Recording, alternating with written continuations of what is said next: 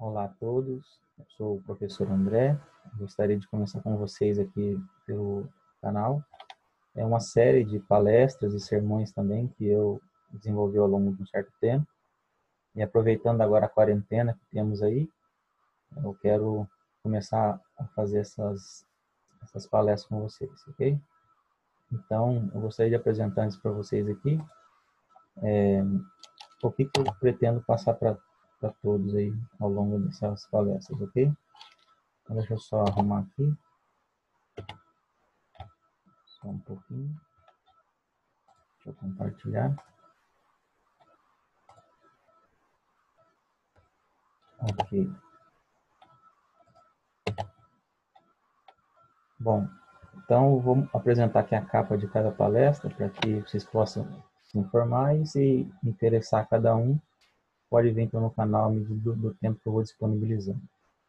Então a primeira que eu vou apresentar para vocês vai ser a palestra Escavando a Bíblia, que fala sobre a arqueologia bíblica, que é o fundamento, né, de acreditarmos também na palavra de Deus, para confirmá-la, para ver se realmente é a palavra de Deus, no sentido de historicamente e arqueologicamente.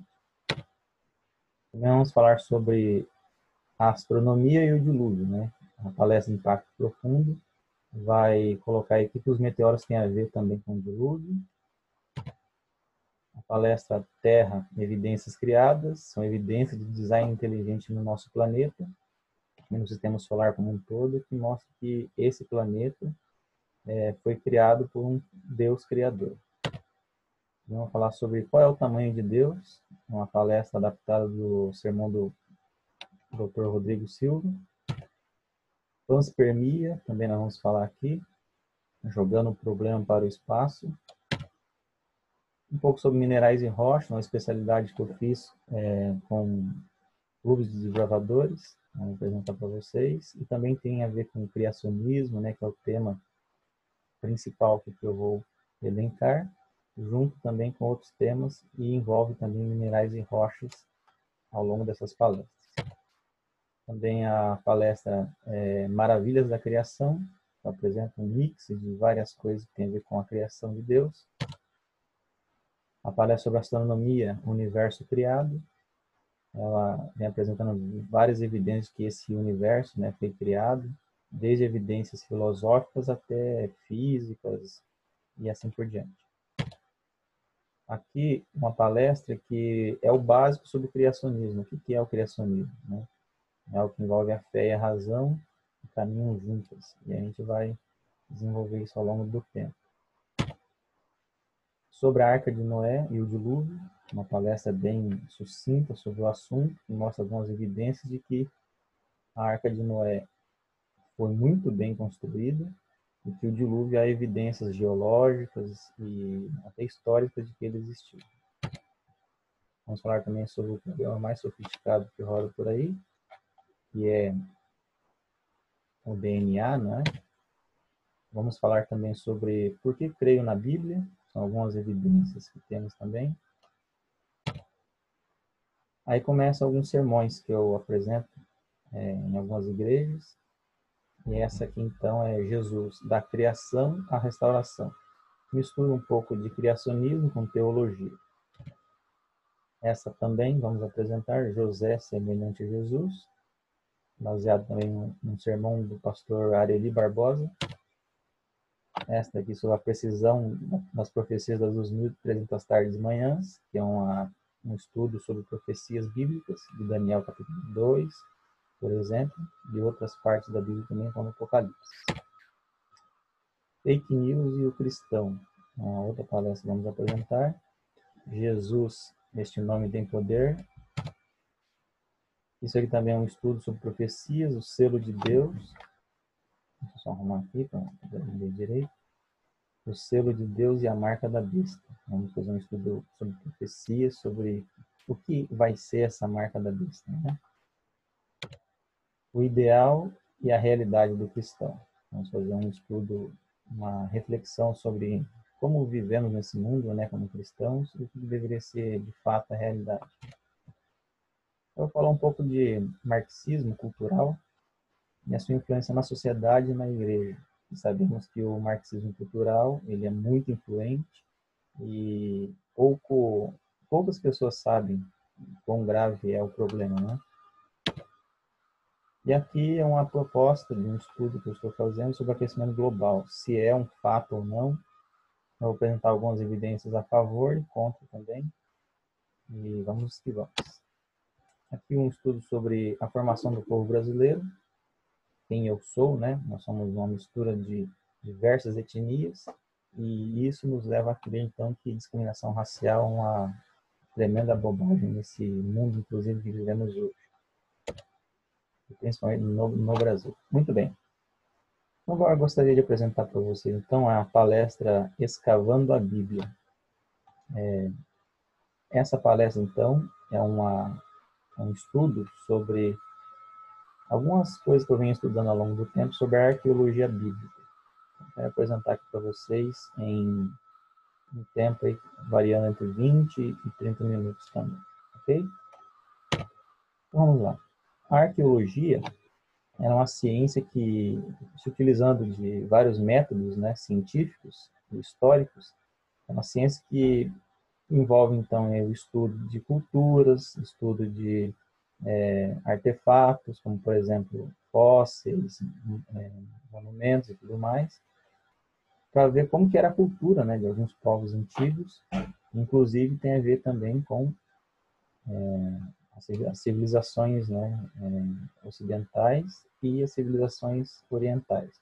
Dentre as civilizações orientais, perdão, vamos ver sobre a civilização ali da região da Babilônia, a região do Oriente Próximo também, a região de Jerusalém, e assim por diante. Muito bem, então a arqueologia bíblica, segundo o Dr. Rodrigo Silva, né, do programa Evidências, já eu falo um pouquinho para vocês aí, a arqueologia está em busca de fatos que comprovem a veracidade histórica da Bíblia Sagrada. Sabemos que a Bíblia não precisa de nada para comprová-la, que ela é um fato. Sabemos disso. Mas Deus, na sua infinita bondade, ele deixou, então, evidências, tanto na natureza, como também na ciência e na história, de que ele trouxe esse livro, ele foi quem inspirou a Bíblia, e a arqueologia é um desses meios, né? A gente vai estudar, então, ao longo desse tempo aqui. Então, vamos dizer assim, uma corroboração da palavra de Deus. Muito bem, aqui tem alguns materiais de estudos. Eu tenho esse livro aqui, Escavando a Verdade, do Dr. Rodrigo Silva. É um livro bem curto, barato, e tem nesse site aqui, quem quiser, pode acessar então e adquirir. Um estudo bem legal, faz uma compilação de diversos achados arqueológicos e vem corroborando com a palavra de Deus. Também tem aqui uma revista internacional sobre arqueologia, eu recomendo também, e isso aqui que é um dos maiores achados, né, que a gente vai falar ao longo da nossa palestra aqui, sobre a urna funerária do irmão de Jesus, do Tiago, irmão de Jesus. Muito bem, é um livro então. Recomendo então essa seção do site criacionismo.com.br sobre a arqueologia bíblica. Você pode acessar também desse link. Vem trazendo então uma coleção de vários artigos que envolvem então a arqueologia bíblica. Muito interessante, e é uma das coisas onde eu estudei também para poder trazer aqui para vocês. Ok, então a primeira evidência, e na minha opinião a mais forte sobre a arqueologia corroborando a palavra de Deus, a Bíblia, são os manuscritos do Mar Morto, que, na minha opinião, é a maior descoberta arqueológica do século XX. Então, o que são os manuscritos ou pergaminhos do Mar Morto? São alguns achados arqueológicos que foram encontrados na região do Mar Morto, né, na região de Qumran, em 11 cavernas aproximadamente, e a história mais ou menos é assim. Um grupo de garotos beduínos, ou seja, povos do deserto, estavam pastoreando suas ovelhas, e em dado momento eles foram ver nas cavernas, né, se tinha alguma ovelha perdida por lá, e jogaram pedrinhas para ver se essas pedrinhas então faziam algum som ali de ovelha, né, quando caísse ali dentro, e essas ovelhas então pudessem então ser achadas. Muito bem. mas, para surpresa deles, eles escutaram um barulho de vaso se quebrando. E foram chamar os adultos, e os adultos então foram até lá e descobriram vários vasos com vários rolos de partes né, do livro dos judeus ali enrolados dentro daqueles vasos. Venderam no comércio local ali, então uma parte se estragou, e até que caiu na mão de arqueólogos, eles não descobriram então essas cavernas ali, e foram encontradas cerca de 210 cópias, então, de diversas partes da Bíblia. Só dos Salmos, então, foram 36 cópias, de Deuteronômio foram 32, e do Gênesis 23 cópias. Tá, mas o que isso tem de importante? Já, vamos ver. As cavernas de Qumran, então, conforme você está vendo aqui no mapa, foram encontradas na região do Mar Morto, nessa região de Israel, que entre Israel e a Jordânia, e Jordânia ali dentro. E o que tem de especial é o seguinte: quando os arqueólogos foram confrontar isso, né, esses rolos antigos, que datavam de mais de 1000 anos, então, no momento que encontraram essas cópias, então tinha mais de 1000 anos antes, foram comparar então com a Bíblia de hoje, que nós temos. No caso, a Bíblia de 1947, né? E a maior parte dos arqueólogos eram críticos à Bíblia, né, dizendo que ela mudou ao longo do tempo, e na verdade não mudou. Ela está exatamente igual e a essência é a mesma. Então, é uma grande evidência que a Bíblia não mudou nada no sentido de a essência dela, as palavras que estão ali, então, realmente, se confrontado o antigo com o novo agora, são a palavra de Deus do mesmo jeito. Muito bem. Então, aqui tem um print que eu tirei da tela do site, então, que hospeda, então, os manuscritos do Mar Morto. Aqui tem uma página do livro de Isaías, por sinal está bem preservada essa parte aqui. Você percebe, se lê da direita para a esquerda, né? Diferente da nossa linguagem. E ele então vem trazendo uma parte sobre o Messias, né? Como ele morreria por nós, assim por diante. Foi muito bem preservado ao longo do tempo e na minha opinião, o maior achado arqueológico ao longo do tempo. Muito bem. A segunda evidência são as ruínas de Babilônia. Muito bem. Os críticos, eles também diziam que a Babilônia, na Bíblia, era só um mito, que era só uma coisa que os hebreus inventaram para poder, então, tirar um herói dali, né? E assim por diante. Com Daniel, com Nabucodonosor depois, que se converteu, e assim por diante. Mas, para a surpresa deles, dentro também do século XX, aí, se descobriu, então, as ruínas de Babilônia. E aqui estão algumas fotografias, olha só, mostrando aí algumas construções. E agora eu gostaria de mostrar um vídeo curtinho para vocês aqui, vamos ver se vai dar certo, se você vai poder ouvir, sobre um resumo do que foi encontrado. Tesouros escondidos na região do Iraque, a antiga Babilónia, são postos a nu pelo traçado de um oleoduto. Uma ameaça que leva os caçadores de tesouros a reagir face ao avanço implacável das escavadoras que podem destruir um património de 4000 anos. O diretor do Museu Antiguidades da Babilónia diz que o traçado entra nas ruínas da cidade e espera que no futuro este tipo de problema seja resolvido e que os caminhos dos oleodutos não se cruzem com estas relíquias. A Babilónia foi uma cidade-estado fundada em 1867 a.C. por uma dinastia amorita na antiga Mesopotâmia, cujas ruínas estão a cerca de 85 km a sul de Bagdade, mas ainda estão longe de ganhar o estatuto de Património da Humanidade. Muito bem. Então, se confirmou então que Babilônia de fato existiu, né? E que, mais uma vez, a Bíblia estava certa. E dentro de Babilônia foi descoberta uma coisa muito interessante. O nome do rei Nabucodonosor. Porque os críticos, mais uma vez, diziam, né, que tudo bem, Babilônia existiu, mas essa história de que existiu um rei chamado Nabucodonosor e ele ficou um tempo pastando, né, com a relva do campo e tudo mais, e depois, quando ficou lúcido, ele se converteu, seria um mito, um fato que não existiria. Bom, o tempo se passou e foram descobertos nas ruínas ali de Babilônia vários tijolos, como esse daqui que temos aqui, que inclusive está no Museu do NASP, em São Paulo. E bem aqui, você percebe aqui tem um asterisco, ou algo parecido a um asterisco, e aqui também tem outro. Isso aqui, em acadiano, é um sinal de que aqui dentro está escrito sobre o nome de um rei. E aqui, no caso, está escrito aproximadamente isso daqui que está traduzido do lado aqui, ó, ao longo de toda essa passagem aqui. Eu sou Nabucodonosor, rei de Babilônia, provedor do templo de Esagil e Esida, filho primogênito de Nabopolassar. Isso, então, foi um banho de água fria em muitos críticos, né? Que diziam que o rei Nabucodonosor era uma invenção de Daniel e assim por diante. Muito bem. E claro, né, cada vez vai descobrindo novas evidências aí, os críticos vão cada vez mais, vamos dizer assim, quebrando a cara, mas sempre tem uma coisinha a mais, não, mas isso aqui não existiu. Por exemplo, descobriu-se esses tijolos.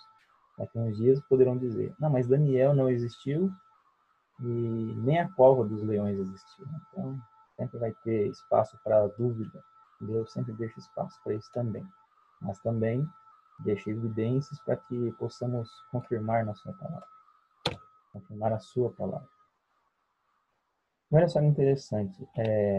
Saddam Hussein, que foi um ditador do Iraque, fez guerras, inclusive, contra o Irã ali, seu vizinho e tudo mais, contra os Estados Unidos em coalizão, né?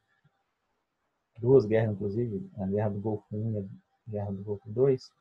Esse homem, olha só que interessante, o que tem a ver com o que nós estamos propondo aqui. Ele queria ser um segundo Nabucodonosor, ele queria restaurar Babilônia. Ele queria transformar Babilônia, olha só, por exemplo, esse mural que ele mandou fazer, né? Mandou pintar para ele. Ele sentado aí no lugar de Nabucodonosor, vencendo, né? Então, será que isso se confirmou ao longo da história? Vamos ver. Aqui tem outro mural aqui que mostra o rosto de Nabucodonosor, aqui o rosto de Saddam Hussein, vencendo então suas batalhas e ganhando. Mas a Bíblia já dizia lá em Isaías, 13, verso 19 e 20, que Babilônia nunca mais se reergueria. Vamos ver? Babilônia, a joia dos reinos, o esplendor do orgulho dos babilônios, será destruída por Deus à semelhança de Sodoma e Gomorra. Pergunto para você, hoje, Sodoma e Gomorra existe? Existem? Não, não existem, né? Nunca mais será repovoada nem habitada. De geração em geração, o árabe não armará ali a sua tenda, e o pastor não fará descansar ali o seu rebanho. Então sabemos então que Nabucodonosor ele queria restaurar então Babilônia de todo jeito, né? Tanto é que ele, olha só, até tentou, né, por 10 anos ali. Aqui tem algumas fotos mostrando, por exemplo, o tijolo, alguns dos tijolos, né? Um dos tijolos que ele mandou restaurar então Babilônia, aqui o rosto dele, assim por diante.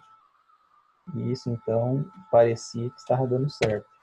Aqui os palácios de Saddam Hussein, inclusive o povo passando necessidade, né, como sede, fome, e ele com muitos palácios, cerca de 81 palácios, palácios de veraneio e assim por diante, com espelhos d'água, olha só.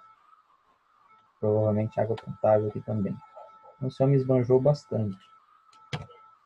Até que então, em 2003, a coalizão, né, Estados Unidos junto com o Reino Unido, França e alguns outros países, invadiram então o Iraque e fizeram a Segunda Guerra do Golfo, guerra no Iraque ali, e tiraram esse homem do poder.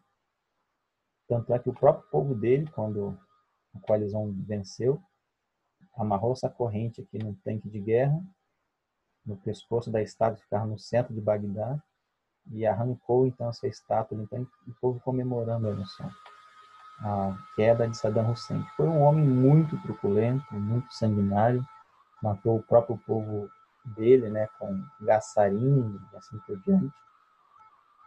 morte em massa do próprio povo dele, uma etnia dentro do próprio povo.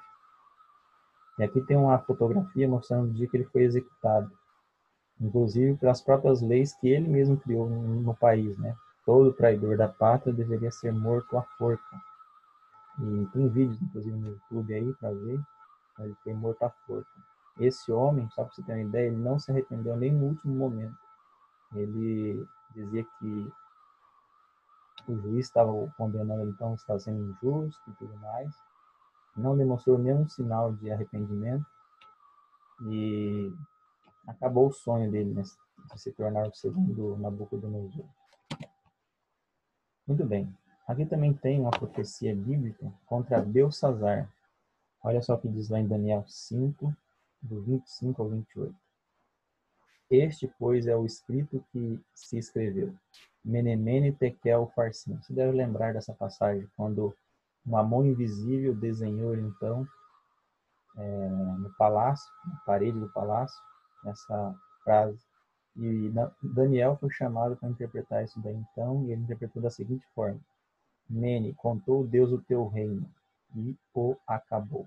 Tekel, pesado fosse na balança, e fosse achado em falta. Teres, dividido foi o teu reino e dado aos medos e aos persas. Então a Bíblia profetizou que os medos e os persas iriam invadir Babilônia e destruir, né, Babilônia e se tornar o próximo reino. Você pode conferir lá também na estátua do capítulo 2, né, de Daniel, aquela estátua feita de vários metais, cabeça de ouro, todo a parte do tronco, né, feito de prata, o quadril de bronze, as pernas feitas de ferro, e os pés também barro misturado com ferro. Aí você pode ver, então, que ao longo da história essas profecias vieram se cumprindo, né? Passando ali, vamos ver, então, como que Babilônia foi destronada, então, pelo Império Medo-Persa. Aqui tem uma evidência arqueológica disso. Tem um cilindro de Ciro, do ano 539 a.C., que mostra, então, essa conquista de Babilônia. Descoberta feita em 1879 nas ruínas de Babilônia, relata então a conquista da Babilônia por Ciro, nesse ano de 539, de sua restauração a vários templos de estátuas removidas por Nabonido, pai de Belsassar, o rei anterior de Babilônia, e de sua própria obra de Babilônia. Você pode conferir, então, conforme eu disse lá em Daniel 2, Daniel capítulo 5 e Daniel capítulo 7, que profetizam então essa conquista dos medos e dos persas. Então, é mais uma evidência de que a Bíblia estava certa e suas profecias se cumprem, inclusive à risca. Né? Muito bem, aqui é uma coisa que é bem interessante, chamada Bíblia de Melquisedeque. Quem foi Melquisedeque? Foi o rei de Salém, conforme você lê ali em Gênesis 14, do 18 ao 20. E repare uma coisa interessante. Abraão, ele acreditava, né, nos escritos que tinha até então, na Bíblia até então. Quando mais à frente passava-se de geração em geração, de pai para filho e tudo mais, até que Moisés escreveu a Bíblia, né, o Pentateuco. Então, podemos dizer então que existe a Bíblia de Moisés, a Bíblia de Abraão. Mas, se você reparar, Melquisedeque ele também acreditava em Deus único, ele prestava culto ao Deus único, esse rei de Salém. E eu quero convidar agora então para você entender o que é essa chamada Bíblia de Melquisedeque. E eu vou convidar então aqui, no meio de um vídeo, o próprio doutor Rodrigo Silva para explicar isso então para nós, ok? Vou pôr o vídeo aqui, a partir do minuto 11, e nós vamos acompanhar então, mais um meio aqui, sobre o que é essa Bíblia de Melquisedeque. Confira comigo. Pessoal, tudo bem? Eu estou num dos lugares que mais me emocionou em toda essa viagem. Um sítio arqueológico que está sendo escavado por Eli Shukron, um dos mais famosos arqueólogos daqui de Israel. Ele está ajudando a escavar o túnel de Ezequias e abaixo do que a gente chama de Cidade de Davi. E ele me permitiu entrar aqui com o meu grupo, onde os turistas não vêm, teve a oportunidade de abrir a porta. Eu quero levá-lo um dia ao Brasil para falar lá para os alunos do NASP. E onde eu estou aqui, nós estamos na base, nos começos da cidade de Davi. Você não está comigo na história agora, e nós vamos ver uma Jerusalém, não do tempo de Jesus, não do tempo de Davi, nem de Salomão, mas dos tempos de Abraão, quando Abraão veio para esse lugar. Interessante que a Bíblia fala em Gênesis que Abraão chegou a um lugar de uma cidade chamada Salém. E ali havia um rei, você se lembra disso? Pega a sua Bíblia e você pode verificar essa passagem, essa história do Gênesis. O rei de Salém chamava-se Melquisedeque. E o que a Bíblia fala que aconteceu? Quando Abraão chegou onde estava Melquisedeque, Melquisedeque era ao mesmo tempo rei e sacerdote. E Melquisedeque ofereceu a Deus pão e vinho. Agora venha comigo aqui. Vou pedir o Anderson que ande. Fiquem tranquilos, talvez a câmera vai balançar um pouquinho. O lugar aqui acidentado, não é um estúdio. Nós estamos no sítio arqueológico original, tá bom? Cuidado no seu degrau aí. A câmera vai mostrar aqui com vocês agora. Repito, nós não estamos no estúdio. O lugar não é tão propício àquela segurança de uma televisão, mas você está acompanhando de maneira inédita, um achado arqueológico muito importante. Olha onde eu estou. Preste atenção nesses lugares aqui. Você está vendo esse buraco? Para você pode ser apenas um buraco e nada mais. Mas os olhos da arqueologia podem ver algo mais do que apenas um buraco. A cerâmica encontrada nesse lugar aqui é datada do período do bronze. Eu estou falando de 1800 antes de Cristo, ou seja, há 3.800 anos atrás. O que havia nesse buraco aqui? Estão vendo esse outro vão? Aqui, onde eles colocavam um pedaço de madeira. Imagine a madeira sendo colocada aqui, e nesse buraco havia como se fossem uns pneus feitos de uma espécie de saco de linhagem, que eles enchiam de pasta de oliveira, isso mesmo, da azeitona. Quando eles colhiam a azeitona, eles esmagavam a azeitona, esmagavam bastante a azeitona e viravam uma pasta. Essa pasta era colocada aqui, nesses pneus, como eu falei com você, e todos eles eram colocados um em cima do outro aqui. Então eles vinham com um pedaço de madeira aqui, nesse lugar, aqui, ficavam as pedras que faziam o contrapeso.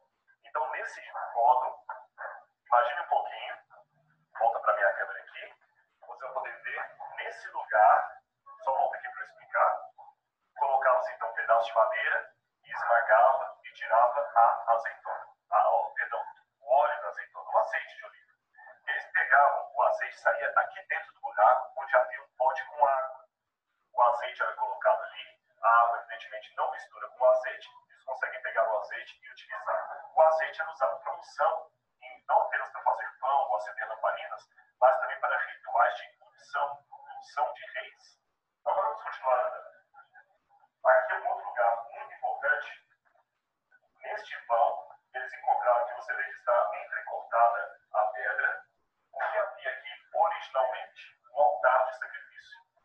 Eles colocavam as pedras aqui e faziam este altar. Está vendo um buraco aqui? Onde havia um lugar para se lavar, para preparar o altar. E este vão que você está vendo aqui, o que você deduz que é? Consegue imaginar? Este vão aqui era onde o sangue do animal escorria. Então imagina o que eles faziam. Eles traziam o animal degolado, ele era degolado em outra sala ali, eles preparavam a carne deste animal e jogavam aqui no altar. E aqui eles queimavam a carne do animal, com o azeite misturado, sangue e tudo mais. E o sangue corria por aqui. Então, nesse lugar onde eu estou, sacrifícios ao Deus único foram feitos cerca de 1.800 anos antes de Cristo. E por que eu digo que eram sacrifícios feitos ao Deus único? Porque a arqueologia mostra que o tipo de ritual de sacrifício que era feito aqui é muito semelhante àqueles que Deus vai prescrever para Moisés. Agora, curioso, quando eu estou falando do tempo de Abraão, 1800 a.C., e que aqui era Melquisedeque, uma coisa que nos faz pensar é que Abraão foi chamado por Deus porque, diferente do paganismo da sua época, Abraão adorava a um único Deus, correto? Mas a Bíblia fala que existiam outras pessoas além de Abraão que também adoravam um único Deus. Um deles era Melquisedeque. Agora, é curioso que, através de Moisés, dos escritos de Moisés e dos demais profetas do Antigo Testamento, nós temos a Bíblia contando a história de Abraão. Eu posso dizer que nós temos, então, a Bíblia de Abraão, nós temos a Bíblia de Moisés, mas não temos a Bíblia de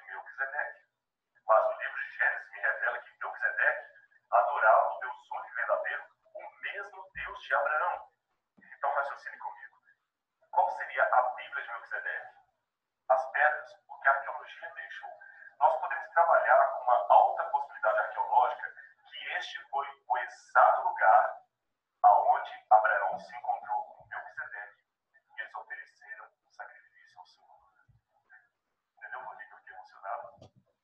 Este lugar onde eu estou é o mais antigo registro arqueológico do culto monoteísta, do culto ao único Deus, 1800 anos antes de Cristo. Mas há mais um cômodo que eu quero mostrar para vocês. Vou pedir o Anderson que venha comigo. Há outras pessoas visitando aqui. Não se preocupe se vazar algum som. Como eu falei, nós não estamos no estúdio. Nós estamos num lugar arqueológico. Eu vou tentar pegar aqui com o Dr. Chugran uma lanterna da Live, please. Eu vou pegar, nós vamos filmar aqui. Só um pouquinho. Esse aqui é o arqueólogo que estava na região dele, muito simpático, viu? E eu perguntei para ele fazer uma filmagem, ele falou que em breve ele vai ao Brasil e lá no Brasil eu vou entrevistá-lo. Preste atenção aqui agora, vem comigo. Estão vendo aqui uma pedra? Você vai falar, tá bem, apenas uma pedra. Mas se você olhar bem, mesmo que você não seja um arqueólogo, com o olhar um pouquinho atento, você nota que essa pedra foi colocada em pé por alguém. Todo esse lugar aqui estava virgem, ou seja, quando os arqueólogos o escavaram, eles encontraram o local exatamente como ele foi deixado há mais de 3.000 anos atrás, 3.800 anos atrás. Agora, qual o interesse dessa pedra colocada aqui diante de um altar? Você percebe aqui, pelos modos, que pedras foram colocadas fazendo um segundo altar aqui. Então nós temos um altar lá em cima e temos outro altar aqui embaixo. É interessante que se você ler a Bíblia de novo, o livro do Gênesis, você vai perceber que Jacó chegou a um lugar chamado Luz, quando ele estava fugindo do seu irmão. E ali no livro do Gênesis diz que Jacó teve uma visão, você se lembra disso? Ele teve uma visão que ele viu o céu aberto e anjos de Deus subindo e descendo por uma escada até o céu, até o trono de Deus. E quando Jacó acordou daquele sonho, Jacó ficou tão empolgado e falou assim, esse lugar é maravilhoso.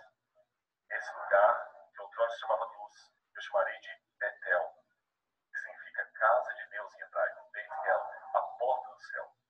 E diz a Bíblia que Jacó erigiu uma pedra sobre um altar, como um sacrifício, como uma marca, um landmark, como um lugar que ele marcou aonde Deus havia aparecido para ele. Eu não posso afirmar que foi aqui que isso aconteceu, mas curiosamente nós temos um fenômeno muito parecido, de um altar de pedras, idêntico ao que Deus orientou que os judeus deveriam construir, porque o altar de pedras orientado por Deus não poderiam ser pedras labradas, mas pedras brutas, e alguém que ergueu um altar aqui colocou uma pedra como monumento para indicar que alguma coisa muito especial aconteceu aqui. O que seria essa coisa? Bom, a Bíblia fala que Jacó ergueu um altar e colocou uma pedra, marcando o local onde ele teve um encontro com Deus. Não seria talvez o próprio Melquisedeque e Abraão marcando o lugar do seu encontro aqui na cidade de Salém, que depois viria a se chamar Jerusalém? Eu não sei, mas eu confesso que eu estou assim, muito emocionado e arrepiado com o que eu estou vendo aqui. Mas eu quero mostrar mais uma última coisa para vocês. Venham comigo aqui. Já que vocês não podem vir a Israel, vocês estão tendo a oportunidade de conhecer o local como era daquela época. Já que eu não posso, eu pedi ao Dr. Chugran, já que eu não posso trazer todos aqui, eu vou levar um pedacinho desse lugar aqui. Essas marcas que estão no chão aqui são muito especiais. Elas foram descobertas e eu me lembro de ter lido em várias revistas arqueológicas sobre o mistério dessas marcas. Eu peço a vocês que não se preocupem, você tem que estar assistindo com esses barulhos, há ainda construções, escavações arqueológicas acontecendo, vai ter barulho, vai ter talvez algum tropeço na câmera, mas o que me interessa agora é o conteúdo desse vídeo, tá bem? Eu me lembro de ter visto essas marcas aqui, e quando eu li os artigos arqueológicos sobre essas marcas, que vocês estão vendo aqui, colocou como sendo um mistério. Perguntaram, será que algum tipo de escrita, algum tipo de letra antiga? O Dr. Chugran tem uma opinião que faz sentido. Ele presume que aqui era onde o animal era pendurado, porque o sacrifício era feito como? O animal primeiro era degolado, o sacerdote pronunciava uma bênção sobre o animal, vamos por partes, ele colocava as mãos e falava Baruch atah Adonai e abençoava o animal com uma bênção. Baruch atah Adonai significa que o Senhor te abençoe. Depois que, ou bendito seja Deus, melhor dizendo. abençoado, ele era degolado. Uma vez degolado, o seu sangue era tirado e o animal era pendurado aqui para que a sua pele fosse tirada. A pele era entregue ao sacerdote e a carne era levada para aquele lugar para ser sacrificada. Então aqui o animal era colocado e lá ele era sacrificado. E você tem mais um buraco aqui que chama atenção. Lembra dos buracos, beleza? Mas esse aqui é diferente daquele anterior. Vou ver se eu vou ver se eu ver mais de perto aqui. Ele é diferente daqui. Se você olhar bem, esse buraco aqui não tem a marca na parede para colocar uma madeira. Então não era para prensa de oliveiras, de azeitona. Aqui era para trigo, para pão. Olhem bem os elementos que nós temos aqui. Pão, azeite, água, sacrifício. Isso tudo não lembra para você justamente os elementos que aparecem no Gênesis, conectados ao encontro entre Abraão e Melquisedeque? E o interessante é que aquele texto, tanto de Jacó, com relação ao sonho, como o texto de Abraão, na promessa do Senhor ao patriarca, diz: em ti serão abençoados todos os povos. Eu não sou judeu, mas pela fé, eu também faço parte da bênção de Abraão. Eu também sou abençoado e sou espiritualmente um filho de Abraão. Eu e você. E tem mais uma última coisa que eu não posso deixar de contar. Eu não posso provar isso, mas existe uma possibilidade arqueológica de que a Arca do Concerto esteve aqui. Sabe por quê? A Bíblia fala que a Arca da Aliança foi colocada primeiro numa tenda que acompanhava o povo por Israel. Você se lembra disso? O santuário. Esse santuário acompanhava o povo, era montado, desmontado, e ele foi finalmente montado em Siló. Mas Muito bem, só até a parte que mais interessada então, você pode perceber então que a arqueologia, né, vem confirmando que existe também a atividade aí de Bíblia de Melquisedeque, né, que são as rochas. Muito bem. Agora eu quero fazer uma pergunta para você. Você acha que a Arca de Noé foi encontrada? O que você acha? Olha só essas fotos aí que rolam pela internet, por exemplo, né? Esse chinês aqui, por exemplo, que divulgou essas fotos. Então, a resposta é que ainda não foi encontrada.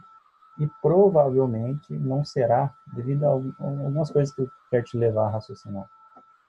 Por exemplo, Noé, ao sair da arca, né, ele precisaria usar madeira, de alguma forma, fazer fogo, fazer suas casas, ali dele e dos seus filhos, fazer curral para os animais e assim por diante. Até então, as árvores não tinham crescido o suficiente para virar, então, uma madeira grande para poder então, construir essas coisas. Então, provavelmente Noé usou a arca para poder então, construir essas coisas. Então, se sobrou alguma coisa, Deus ainda não permitiu ser encontrada, mas quem sabe no futuro, né? Ok? Mas há relatos históricos aí, né, de pelo menos 270 povos que relatam coisas parecidas com a história da Arca de Noé. Né? Temos o relato dos judeus, né? Temos o relato, por exemplo, lá do sudeste da Tanzânia, na China, tem os caldeus, tem na Grécia, tem entre os astecas, tem entre os gregos, os egípcios, até mesmo os povos Yanomamis aqui no Brasil, tem um relato parecido com o da Arca de Noé. Então, nas duas, uma. Ou é grande coincidência esses relatos de um homem que um Deus pediu para ele construir um barco para salvar ele e sua família junto com animais, ou, né, uma grande coincidência, ou de fato aconteceu mesmo o relato original, Noé, e os outros povos que se dispersaram pelo mundo após, então, ele ter a Torre de Babel, eles passaram de pai para filho, então eles até hoje relatam, né, histórias em volta de fogueiras, etc. Ok? Por exemplo, as minas do rei Salomão também foram descobertas, algo que a arqueologia vem confirmando, então, que o rei Salomão existiu de fato. Alguns eu quero passar rapidinho, então, devido ao tempo que temos aqui. Vai vir mais imagens, então, das minas do rei Salomão.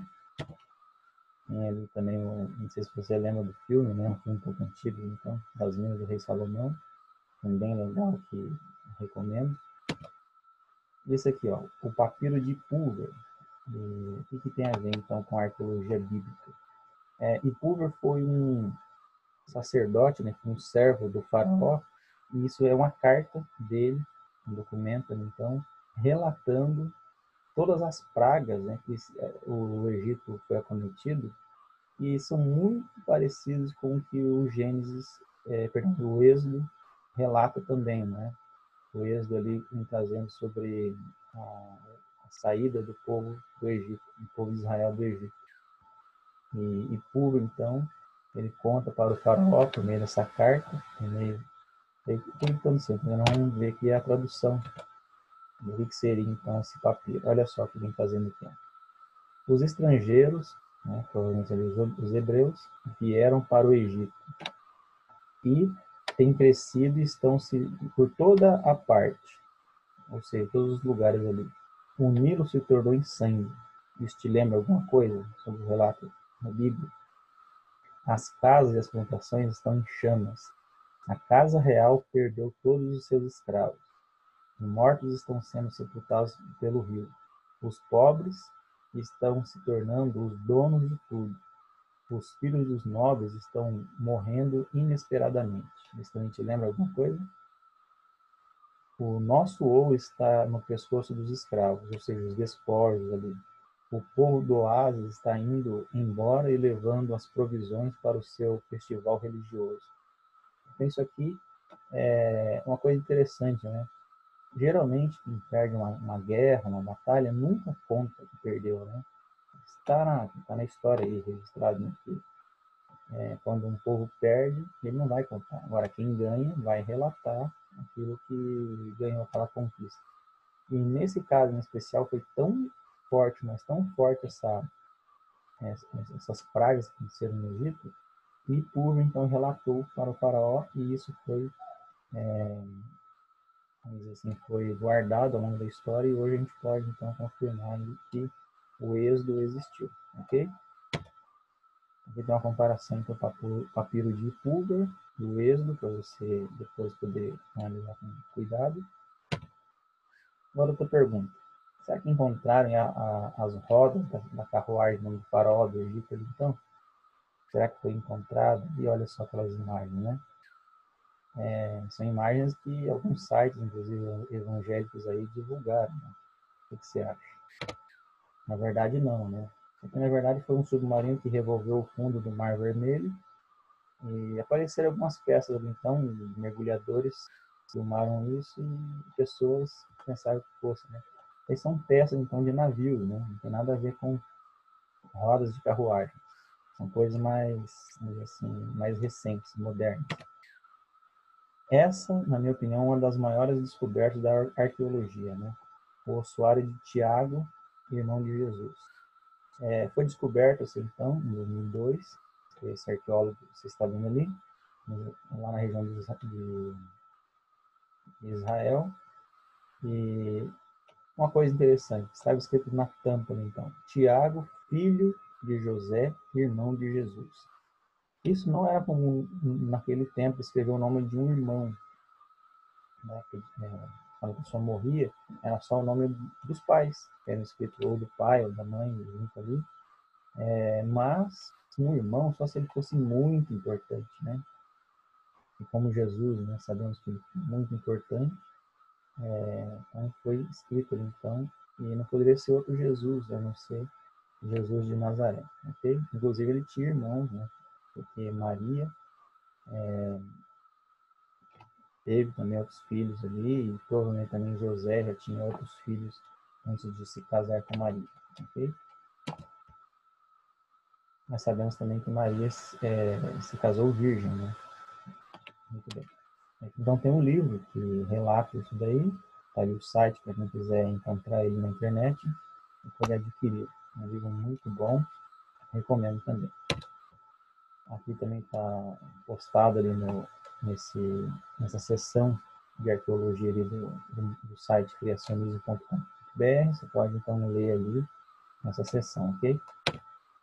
O carimbo de Jezabel também foi encontrado pelos arqueólogos e vem trazendo então aquele pedacinho que está quebrado ali, né?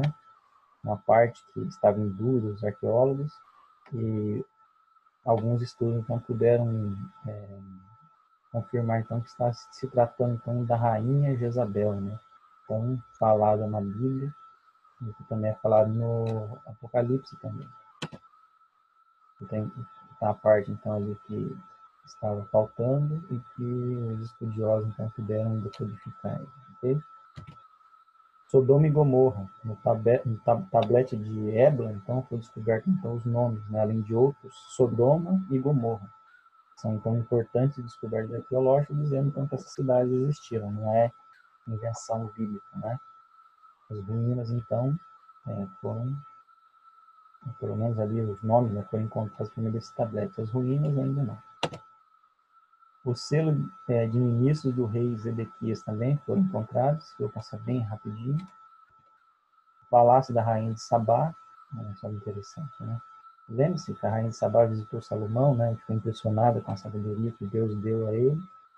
E ela levou essa sabedoria, esse cristianismo para a região ali, então, onde ela reinava. E então foram encontradas peças e outras coisas, né, que são ligadas, então, à rainha de Sabá, ok? Então, confirmando que realmente existia uma rainha e, consequentemente, visitou, né, Salomão. A estela de Tel Dan. Então, aqui, nessa parte aqui, dessa estela, vem escrito, então, um nome que, então, está aqui, Casa de Davi. Muitos críticos diziam que Davi nunca existiu, né, como um herói criado pelo nacionalismo judeu, mas a arqueologia vem confirmando, então, que realmente existiu um rei, Davi, e a estela de Tel Dan é uma dessas descobertas aí, ok? Além dos palácios dele também, que eu vou falar de mais um daqui a pouco. A Torre de Babel. O que a Torre de Babel, né, e a arqueologia tem a ver, então? Né? Olha só que interessante. Nós sabemos o relato, então, que os povos se dispersaram a partir da Torre de Babel. E sabemos, então, que um zigurate é um templo, também uma pirâmide. Olha só que interessante. Um templo, né, essas pirâmides aí, eles têm funções específicas. Por exemplo, serve de templo de adoração, repartição pública, observatório astronômico e de celeiro também para guardar os cereais. E aqui estão algumas pirâmides encontradas pelo mundo, né? Alguns exemplos aí. Então, olha só para você ver como está bem distribuído geograficamente. Só para você ter uma ideia aqui, olha só a semelhança dessa torre aqui encontrada na região de Ur, os caldeus ali no Iraque. Um zigurate, então desenterrado, tirado da areia. Olha só a estrutura dele. Vai comparando com outros aqui, ó, como por exemplo esse aqui no Irã, o estilo da arquitetura, né? O formato também de pirâmide, com o topo plano. Olha só, lá no Camboja, um templo também. Olha só a semelhança. A pirâmide mais antiga do Egito, né, de Djoser, um topo plano também. Essas aqui na Guatemala, né, essa aqui de Tikal, por exemplo, tem também no México, assim por diante. Como essa daqui, ó, de Kukulkan. Olha o estilo das pirâmides. Isso aqui no Japão, recentemente descoberto, né, inclusive está submerso na água do mar. Então, quero fazer um raciocínio lógico com você aqui. Nas duas, né? Ou com uma coincidência muito grande ter todas essas pirâmides aí, com uma arquitetura semelhante, ou realmente existiu uma história de uma pirâmide primordial, uma primeira pirâmide, em que os povos queriam construir essa pirâmide para fugir de uma punição do Deus, né? Ali da cultura deles, no caso sabemos que é o Deus bíblico, e quando Deus destruiu essa pirâmide, a construção, né, vamos dizer assim, os povos se dispersaram e depois cada um foi para o seu canto, mas levaram ali então registrado na mente então essa cultura, né? E provavelmente continuaram fazendo então essas pirâmides aí com uma arquitetura parecida. Olha só que interessante, né? Então, a gente pensar, uma evidência indireta, vamos dizer assim, da Torre de Babel, da existência dela, confirmando a palavra de Deus. Também tem aqui Göbekli Tepe, na Turquia.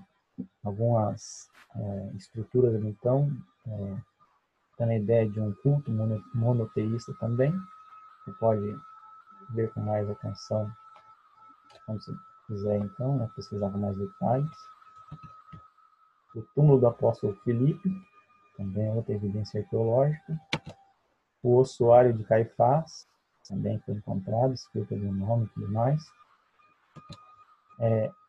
A pedra com a gravura de Sansão ali, então, né? Sansão matando o leão, olha só para você ver que legal, né? Então, um homem matando um leão, confirmando então que existia um homem que matou um leão com as próprias mãos, um homem muito forte. Você pode ler com mais detalhes depois.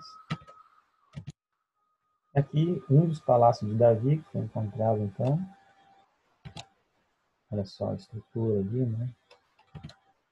E essa arqueóloga que então que descobriu então um dos palácios de Salomão, de Davi.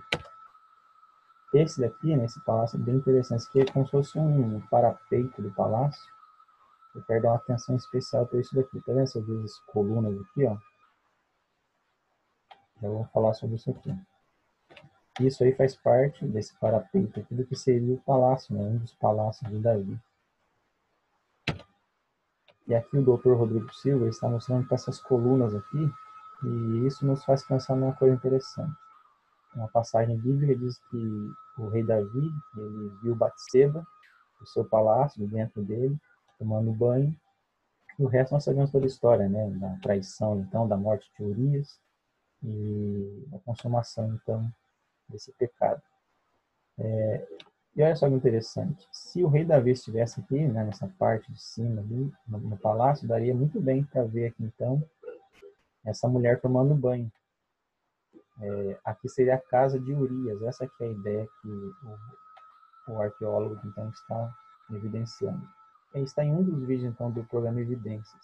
Tirei só um print aqui para mostrar de forma rápida para nós. Ok? E última evidência, então, o Código de Hammurabi. Então, o que o Código de Hammurabi tem a ver, então, com a confirmação da palavra de Deus? Será que o Código de Hammurabi foi feito primeiro ou foi feito primeiro ali os 10 mandamentos, né, da lei de Deus? Porque nós sabemos, né, olho por olho, dente por dente, é uma das passagens do Código de Hammurabi. E a Bíblia também traz algo parecido ali, então, né? Olho por olho, dente por dente. Então, esse artigo aqui, José Caldas de Moura, vem trazendo então uma comparação entre os dois e o porquê que provavelmente a Bíblia realmente é o original, né? Não depende do Código de Hammurabi. Aqui vem trazendo um trecho então do Código Mosaico, do lado esquerdo, e o outro do Código de Hammurabi. São semelhantes, né? Perceba aí. Só que as diferenças. Primeiro, o Código de Hammurabi é puramente civil e o Código Mosaico é civil e religioso. Primeira diferença, segundo ele no artigo. O Código de Hammurabi diz que recebeu seu código do Deus Sol, Shamash, enquanto Moisés recebeu suas leis diretamente de Yahvé. Então, outra diferença. E 3, do ponto de vista ético e espiritual, as leis de Moisés são muito superiores ao Código de Hammurabi. Como, por exemplo, o Código de Hammurabi não previa, por exemplo, a cobiça, né? Já a Bíblia já previa isso daí. Aqui tem mais alguns detalhes, então, desse artigo, você pode ver depois. Okay? E gostaria de fazer umas considerações finais com vocês aqui, que o vídeo está um pouco longo aí. À medida que a gente vê todas essas evidências, a gente pode tirar algumas conclusões disso, né? E a arqueologia, ela vem sim confirmando os relatos da Bíblia Sagrada. E a própria palavra de Deus diz: santificai-vos na verdade, a tua palavra é a verdade. Está lá em João 17:17. Também diz em João 5, verso 39. Examinai as Escrituras, porque julgais ter nelas a vida eterna. E são elas mesmas que dão testemunho de mim. Amém? Quero agradecer a todos aí que observaram, então, essa palestra de hoje. Hoje foi só um teste, então, para ver como é que seria. Eu deixo a tela minimizada aqui, então, para a gente poder acompanhar os slides com melhor facilidade. Se colocasse meio a meio, ficaria uma tela muito pequena. isso que eu escolhi fazer dessa forma, ok? Aqui tem alguns contatos, vocês podem ter, então, comigo, o meu e-mail, um blog de criacionismo que eu administro e também um blog de geografia que eu também administro, ok? E agora temos mais o canal no YouTube, então, que eu quero colocar, então, para a causa de Deus, a serviço do nosso Criador e Salvador. Amém? Então, isso que eu gostaria de compartilhar com vocês hoje. Muito obrigado e até a próxima palestra, então, ok?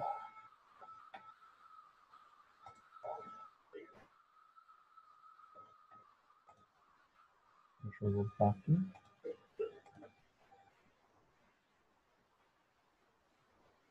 Muito bem.